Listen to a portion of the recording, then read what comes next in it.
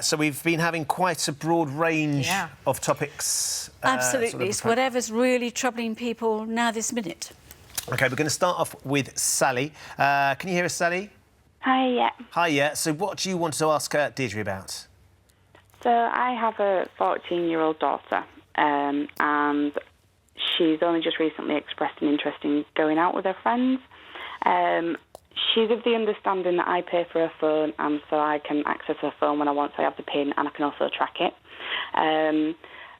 When do I let her have freedom? Because I recently found out she told me she'd gone one place, but actually she'd gone another, and I'm just a little bit concerned that maybe I'm a little bit overprotective.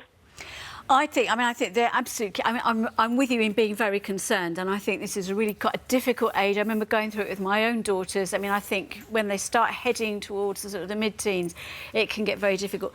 I think you completely focus on their safety. Obviously have talks and make sure they really understand about relationships and, you know, what is good behaviour and how to look after themselves. But I think start the care, you know, about their... how they're actually living their lives through safety. Above all else, you want them to be safe. So I think it's quite reasonable to have a tracker on her phone. You want to know where she is. And then the other thing is, I certainly, with my daughters, and I'd advise you as well, it's quite right for a good while yet to want to know the specifics of how they're spending their evenings when they're out of the home. You want to know who they're with. You know, you want to be sure that they're in company, that they're safe. You want to know how they're getting home, that it's a method you trust, that they're not going to be isolated. So I think keep that focus on safety and keep talking and being open with her about why. You know, don't just sort of say, you mustn't do this and you mustn't do that, because teenagers are teenagers and they will rebel. But if you always express your concern for their safety, I think that's reasonable. And don't be afraid to talk to parents of others of her friends as well, because often, you know, they say, oh, so-and-so's mum's letting her do it, and actually they're not either.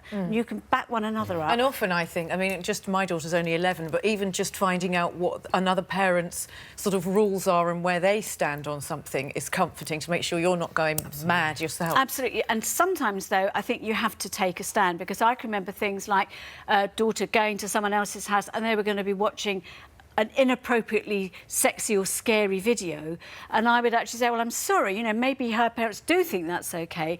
You know, I don't want you coming home having nightmares or watching material like that, because it's inappropriate for you at your age and it's just not right for you. So don't be afraid of being protective, but do encourage her to develop independence and start going out on, you know, trips during the day. You want them to be able to use public transport with a friend, you know, and to go places, not see the world as a scary place, but be safe within it. Sally, does she feel like you're overprotected with her? I think she understands why, especially when she sees in the media what's happening.